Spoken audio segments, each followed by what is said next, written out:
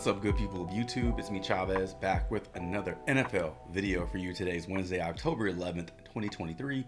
As always, I hope this video finds you all doing well and in good spirits. In today's video, we're taking a first look into week 6 in the NFL. First time doing a video like this season. I used to do videos like this all the time during the NBA season, but finally dipping my toe into that water for the NFL season. So in videos like this, we won't be giving out player props. However, I will be giving you, providing you with useful information that hopefully you can use towards finding the best player props. So we'll start by going over some injury news, big names to go over in the NFL. Then we'll look at the schedule and highlight some games that are standing out to me in terms of point spread, and then just kind of some nice bounce back spots for a couple of teams. And then we'll end the video by looking at some NFL team rankings, and I'll show you how to use these rankings, these statistics, and use them to your advantage in terms of finding the best player props out there. So if all that sounds good, stick around, drop a like, sub up, and click that notification icon. Get notified of all upcoming content and videos from me and this channel. And without further delay, let's get into some injury news for week 6 in the NFL. All right, talking about some injuries here in week 6. Got some big names to talk about. Let's start off with Devon Achane of the Miami Dolphins. Got put on IR, so should be missing the next 4 weeks, according to Adam Schefter here. Missing the Carolina, Philly, New England, and Kansas City games because of that bye week in week 10. The next week he will be eligible to play is actually going to be week 11 versus the Raiders. So big news coming out of Miami. Should mean bigger role for Raheem Mostert. You never know. You never know with the Dolphins, because without Achane, definitely the offense will look different, and we should see a different look. However, it doesn't necessarily mean that all that production goes to Mostert or a backup running back. So, but very, very important news coming out of Miami. This coming out of Minnesota. Justin Jefferson hamstring, tweaked it against the Chiefs. So update per Adam Schefter, planning to place Justin Jefferson on the IR. Hamstring injury will now sideline him for at least the next 4 games, keeping an eye out on his recovery. Any Jefferson updates, though, because the below tweet from Adam Schefter is a tad concerning. So here's the other unspoken issue that could potentially lengthen Justin Jefferson's absence. So this is per Adam Schefter. If the Vikings don't win games and stay competitive, what is Jefferson's incentive to rush back when he did not land the contract he wanted? Question mark. His absence could last longer than expected. So IR looks for Jefferson to miss 4 games, but because of the I don't know, stinkiness of the Vikings offense this season, it's possible. It's a possibility that Jefferson stays out longer than 4 weeks. Could we be looking at, Jefferson holding out? Could we have seen the last of Justin Jefferson in a Minnesota Vikings uniform? Who knows? Who knows? But that's some big news coming out of Minnesota. Got some running back injury news. Javonte Williams in Denver, quadricep issue. Practiced fully on Friday, but was held out of the game versus the Jets. But quick turnaround for the Broncos playing the Chiefs on Thursday Night Football. Could have had a lot to do with that. Maybe the Broncos were just trying to save him for a bigger matchup, a division rival. Need all the firepower you can get when you play the Chiefs. That could be the reason why we didn't see him play in that game. So, while Pirine and McLaughlin had pretty strong games, considering their roles in that game versus the Jets, we could be seeing another face added to that mix. So, backfield by committee, running back by committee could be in full swing on Thursday night versus the Chiefs. Jahmyr Gibbs in Detroit, hamstring tweak Things trended in the wrong direction for Gibbs this past week, and that led him to not being active on Sunday. While we still wait for his week 6 outlook, it's clear that David Montgomery is a force. So, my thoughts exactly. Jahmyr Gibbs, good young player. I'm sure the Lions have big plans for him. But right now, this is David Montgomery's backfield. And even if Gibbs is healthy, he's been pretty non-existent in terms of fantasy production or even player props. So right now, it's all about David Montgomery in that backfield. So this is news to keep our eyes on. However, it really doesn't impact David Montgomery. He's still going to see the majority of the carries with Gibbs in or without Gibbs. Khalil Herbert in Chicago. So in what was shaping up to be a solid performance for Khalil Herbert, he turned his ankle, and at that point, it appeared to be a multi-week, type of thing for Khalil Herbert. Clarity is coming, but you also have a lot of injuries in that backfield with Roschon Johnson dealing with concussion issues. You had Deontay Foreman, healthy scratch, or I don't know if he's a healthy scratch, but he was a scratch in that game. So it came down to Blasingale, that fullback who kind of ran the ball all fourth quarter for the Bears. And luckily, the Bears were up, and that game was never in doubt. So he didn't really have to do a whole lot. But this week versus the Vikings, that backfield is going to have to, step up a little bit more. So, yeah, it's sad to see Khalil Herbert, who was starting to, get it going a little bit. And I really liked him in that game. But unfortunately, he got that ankle injury, and we won't be seeing him for the next few weeks in Chicago. More running back news. Jonathan Taylor in Indy. Nice game for him. Better game for Zach Moss. Although, healthy Jonathan Taylor, better than Zach Moss any day of the week. Once he's back in the swing of things and up to speed, we should see the majority of those carries go to Jonathan Taylor. Unless the Colts plan on trading him at some point this season, they sign and trade, kind of thing. I don't know. But I'm just kind of thinking, why sign him to an extension after saying you weren't going to sign him to an extension? Maybe this is just part one of the plan to move Jonathan Taylor. With him in that backfield now, especially now with Anthony Richardson on the shelf, week 6, we could see a bigger role for Taylor. I don't believe it necessarily limits Zach Moss this week. I think he's going to be heavily involved in his offense moving forward, but it does provide another weapon for the Colts. So Jonathan Taylor should see a bigger role this week versus the Jaguars. James Conner in Arizona, not going to see any role this week. Been placed on IR, officially placed on IR with a knee injury, so he'll miss the next 4 games. The problem with this one is that we are left to wait and see. James Conner exited in the second quarter on... Okay, so I'm reading this in reverse order. So what I was reading doesn't matter because the update is now he's been placed on IR. But what that does mean is a bigger role for rookie running back Emari Demercado, who stepped in for the injured James Conner and had a nice game. 10-plus fantasy points in that game versus the Bengals. So with a full week of practice under his belt, him getting all the reps, him being the man in that backfield, we should see a better game, more efficiency from him.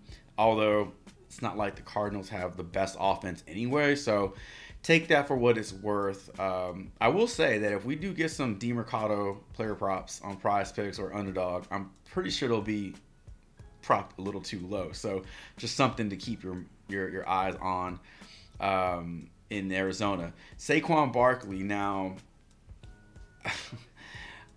the Giants are in trouble, man. Like, that offense has looked terrible so far this season. Now you have a neck injury to Daniel Jones. Even if he does play in this game, he's not 100%. There's no way he's 100%. Now you have Saquon Barkley, who is trending towards playing in week 6, but doesn't even matter at this point. I mean, with all the problems that offense has in New York, It doesn't even matter. Such a dysfunctional offense right now, which is kind of sad to see after making the playoffs, upsetting the Vikings in the playoffs last season, and now being like one of the worst teams in the NFL. Some might argue this is the worst team in the NFL. So Saquon Barkley looks to be trending towards a Week 6 return. Yeah, definitely upgrade over Matt Breida for sure. All right, got some wide receiver injury news. Let's start with a tight end though. Wide receiver injury news, but we're skipping to the tight end because Travis Kelce is kind of a wide receiver, but he's the biggest name on this list right now. So tweaked his ankle in the game versus Minnesota, came back, looked good, had a decent fantasy game, scored the touchdown, but quick turnaround versus the Broncos on Thursday Night Football. So could we see him possibly not play in this game? You know, tread carefully. It looks like this could be a game that Travis Kelce sits out. Broncos are not a good team. Pretty bad team. Do the Chiefs need Kelce to beat the Broncos? Maybe not. This could lead to a bigger game for guys like Isaiah Pacheco and Rashee Rice. So I'm keeping my eye out on this news for other reasons other than, you know, will Travis Kelce play or not? Because if he plays, then, you know, business as usual. But, you know, it just doesn't seem like the spot that the Chiefs need him in. And if they can give him an extra week to heal, this is the week to do it. So keep your eye out for that Travis Kelce news. All right, last injury news we're talking about. T. Higgins, ribs, sidelined in week 5 with the injury to his ribs. You know, it doesn't look like he's going to play in week 6. Boyd, you know, was okay, but man, Trenton Irwin stepped up in a huge way. 8 receptions, 60 yards. It seems like the Bengals are back on track. Burrow looks a little healthier and got on the same page with Jamar Chase in a big way. So yeah, even though T. Higgins is out, should be out for at least the next game, that offense looks to be starting to click at least. Concussion news, Wan'Dale Robinson. So got taken out of the game, head injury. Good sign to see him return to action. He was cleared from the protocol, which is good news. So we should see him in week 6 versus the Bills.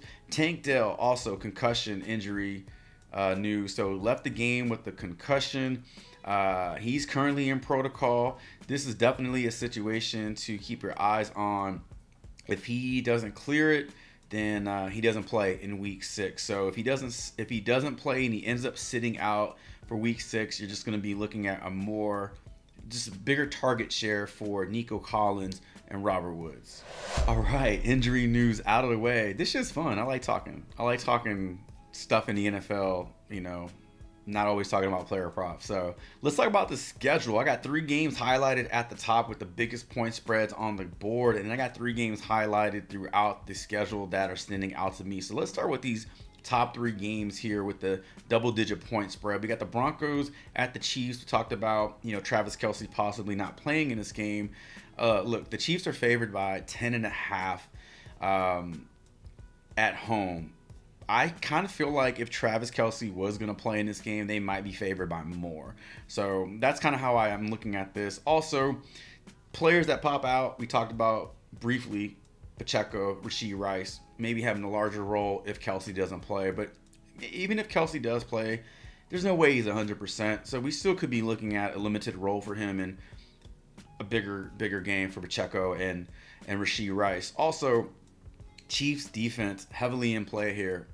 Broncos offense does not look good. Russell Wilson has not looked good as a Bronco. So we've seen bad decisions from Russ. We've seen him take sacks, hold on to the ball too long, and throw interceptions. So could be a nice spot for the Chiefs defense. Dolphins hosting the Panthers. Dolphins defense stands out to me in this one just because Bryce Young has looked like a rookie. He looks like what you think a rookie would look like in the NFL. So just really not on the same page. Looks very hesitant, scared.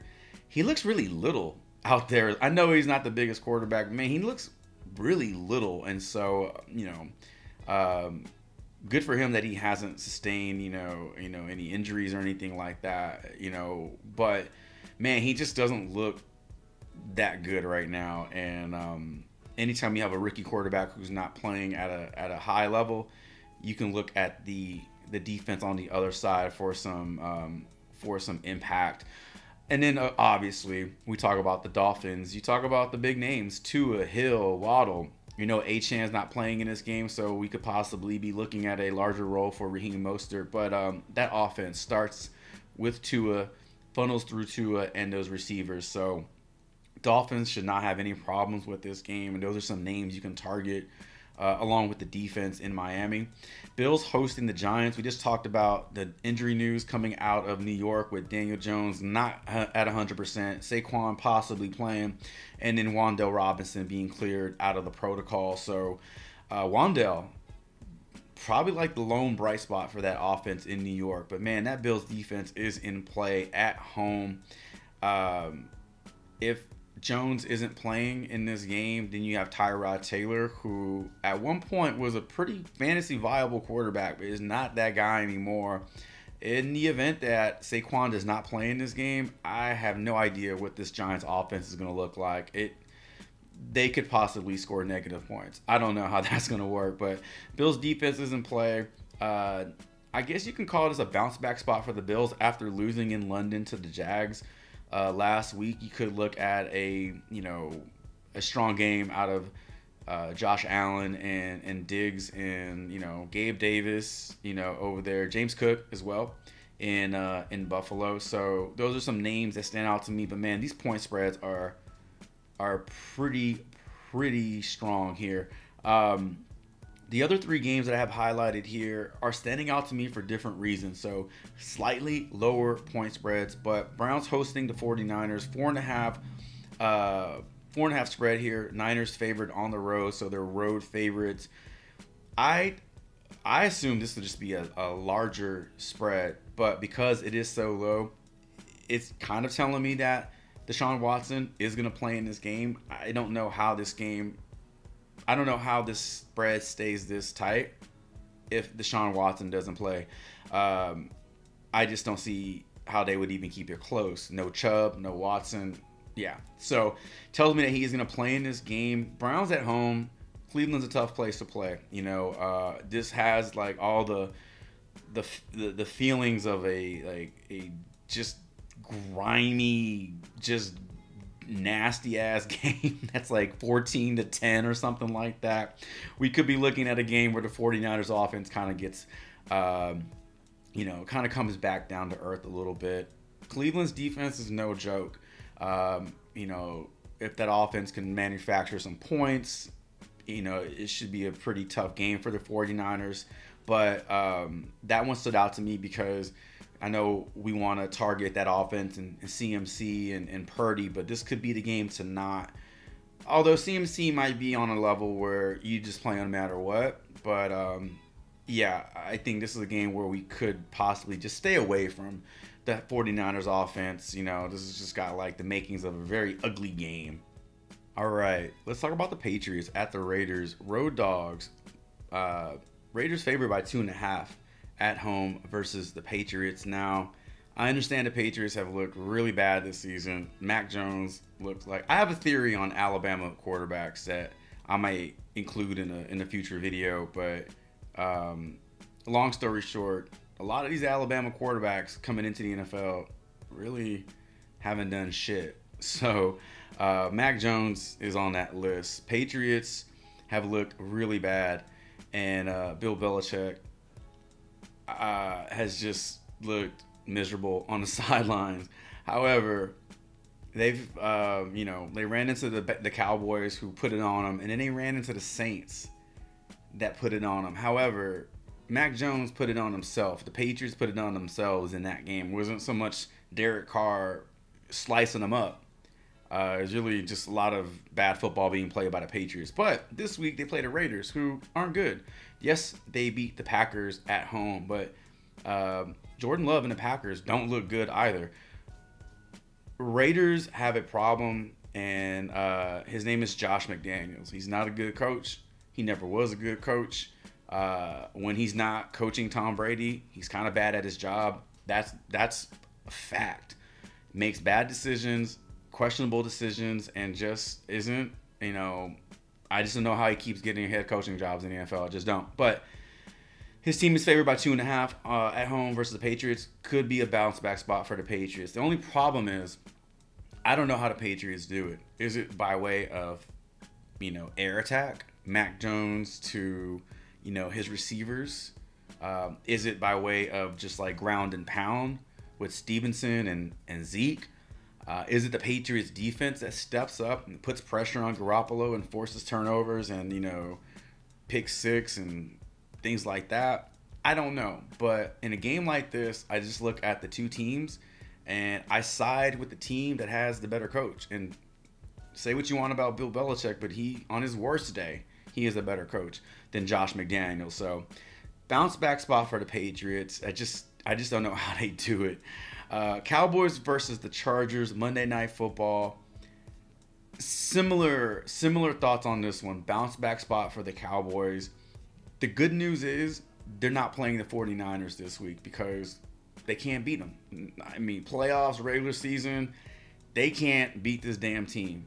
Bad news is they're on the road and they're playing a team with a very strong offense, a very good quarterback who has a lot of weapons at his disposal. So Cowboys bounce back spot, I don't know how it gets any worse for the Cowboys after how Dak played, after how uninvolved Tony Pollard was in that offense, how uninvolved CD Lamb was in that offense. I don't know how it gets any worse for the Cowboys. So that's like your silver lining right there. Like, how can it get any worse, right? This is a good bounce back spot for the Cowboys versus a Chargers team who likes to get into shootouts. They love going back and forth with teams. So Dallas definitely has the weapons in place to keep up with this offense. This could be a very high scoring game to target. So bounce back spot for the Cowboys, Patriots. Possible ugly game for the 49ers in Cleveland. This could be a spot to just kind of, step away from that 49ers offense aside from CMC. And then you have your 3 double-digit point spreads there at the top. All right, so I thought we'd end this video by going over some NFL team rankings and then how to use these numbers, these averages to your advantage in when it comes to selecting your player props, building out some player prop slips. So the great thing about these team rankings in week 6 is that they're pretty accurate in week 6 versus week 1. After 1 week, a team can lead the league in passing yards or total defense and things like that, but that's not how it's going to look 3-4 weeks from now. However, in the event that it does look like that in the next handful of weeks, that team's for real. So we have enough information at our disposal to believe these rankings, to look at these rankings and trust them. So let's start by looking at some offensive team rankings here. Let's start with some points per game rankings, and we can see that the top 5 teams in the NFL in terms of points scored per game are included in these games that have the double-digit point spreads, right? Miami sitting at the top here. You have the Bills, number 2. You have the 49ers. Tough game in Cleveland this week. Got the Cowboys. We talked about them on the road versus the Chargers, followed by the Eagles and Seahawks, and then that Chiefs game, double-digit point spread. You got the Chiefs, down here, still averaging 25 points per game. So not as prolific as that Dolphins offense, but 25 points per game is pretty good. So a lot to look at here. On the flip side, look at some of these offenses, and you're going to see the same thing. A lot of these teams that are in these double-digit point spreads that are on the wrong side of that point spread are some of the worst offenses you'll see. So you got the New York Giants right there. You have Carolina just a shade under 17 points per game. Cincinnati's offense, I know they're ranked as one of the worst offenses right now in terms of points scored per game, but the way they looked in that game versus Arizona, Burrow looked healthy. Jamar Chase was wrecking. You had guys stepping up like Trent Irwin in place of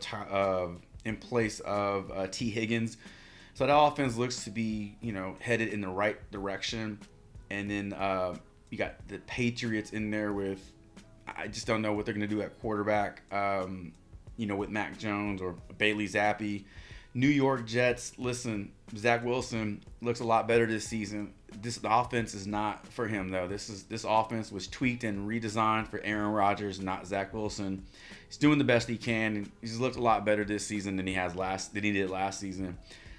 Vegas, New Orleans, Atlanta, and Pittsburgh. So these three teams down here, let's talk about these three teams. So New Orleans, Atlanta, Pittsburgh. New Orleans scares me a little bit just because for what was expected out of Derek Carr, you're probably not going to get it this season. That shoulder looks pretty bad. I don't know how healthy he is, but what that does mean is we should see a healthy output for Alvin Kamara moving forward. He's the best player on that offense, so we should see him be heavily involved in the passing game, run game.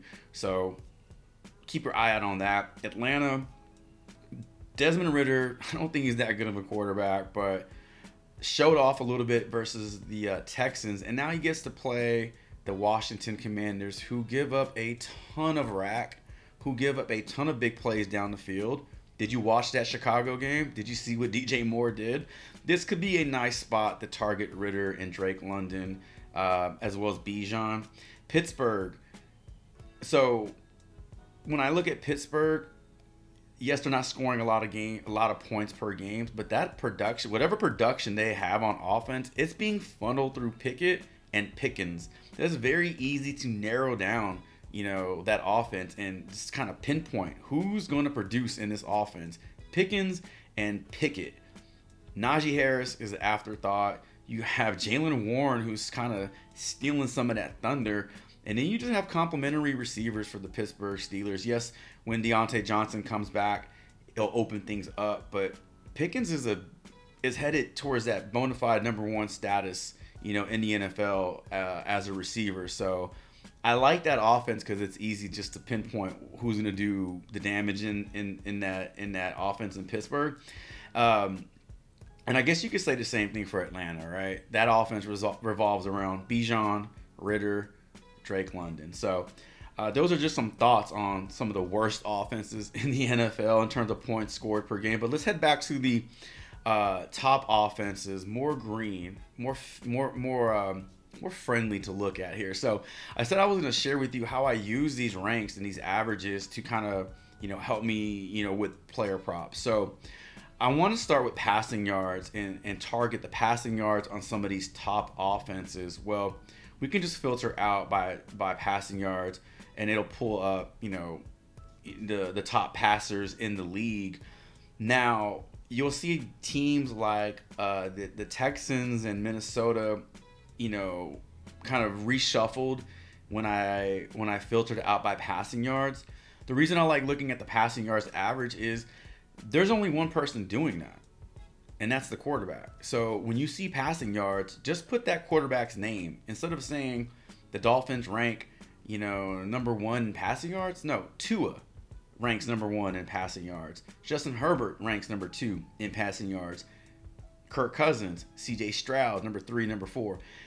It's easier to pinpoint that production with the passing yards than it is with receiving yards and rushing yards, because a lot of people are involved in those stats. So receiving yards can be distributed amongst 3-4 guys.